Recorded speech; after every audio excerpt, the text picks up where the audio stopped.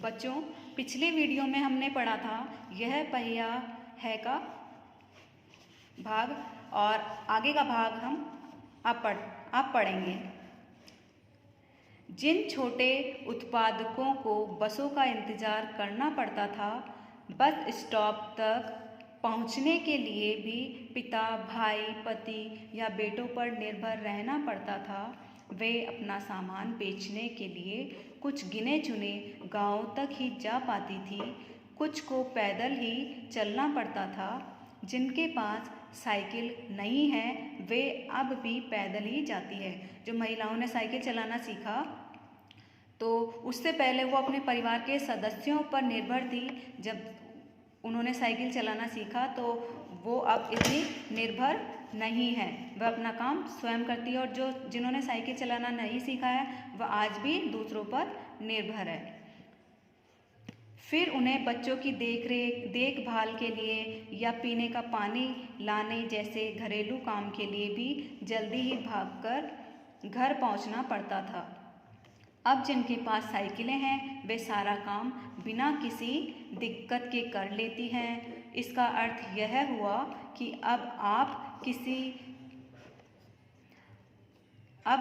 किसी सुनसान रास्ते पर भी देख सकते हैं कि युवा माँ साइकिल पर आगे अपने बच्चे को बैठाए पीछे कैरियर पर सामान लादे चली जा रही है। वह अपने साथ पानी से भरे 2 या 3 बर्तन लिए अपने घर या काम पर जाती देखी जा सकती है। जो महिलाएं हैं वो सभी तरह के काम जो दूसरों पर निर्भर रहकर करती थी, बच्चों से संबंधित या सामान से संबंधित या कुछ और, वह स्वयं करने लगी है। अन्य पहलुओं से ज़्यादा आर्थिक पहलू पर भी बल देना गलत होगा। साइकिल प्रशिक्षण में महिलाओं के अंदर आत्मसम्मान की भावना पैदा हुई है। यह बहुत महत्वपूर्ण है। फातिमा का कहना है, बेशक यह मामला केवल आर्थिक नहीं। फातिमा ने यह बात इस तरह कही जिससे मुझे लगा कि मैं कितना मूर्खतापूर्ण ढंग से सोच रहा था।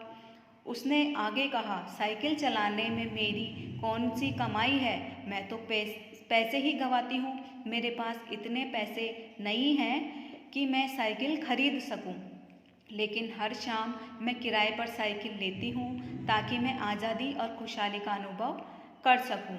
तो जो लेखक है, जब वो फातिमा से मिले तो उसको पता चला कि वो किराए पर लेकर साइकिल चलाती है। तो लेखक ने सोचा ये तो मौज मस्ती के लिए करते, लेकिन ऐसा नहीं था। उसकी आर्थिक स्थिति ऐसी नहीं थी, इसलिए वो किराए पर साइकिल लेती थी, पढ़ाने जाती थी और अपने जो भी काम थे वो भी करती थी। तो ये सब सुनकर लेखक को लगा कि मैं कितना मूर्ख था जो गलत सोच रहा था। पुडुकोट्टई पहुंचने से पहले मैंने इस विनम्र सवारी के बारे में कभी इस तरह सोचा ही नहीं था। मैंने कभी साइकिल को आज़ादी का प्रतीक नहीं समझता था। एक महिला ने बताया, लोगों के लिए यह समझना बड़ा कठिन है कि ग्रामीण महिलाओं के लिए यह कितनी बड़ी चीज़ है। उसके लिए तो यह हवाई जहाज़ उड़ाने जैसी बड़ी उपलब्धि है। लोग इस पर हंस सकते हैं, लेकिन केवल यहाँ की औरतें ही समझ सकती हैं कि उनके लिए यह कितना महत्वपूर्ण है। जो पुरुष इसका विरोध करते हैं वे जाएं और टहलें, क्योंकि जब साइकिल चलाने की बात आती है वे महिलाओं की बराबरी कर ही नहीं सकते।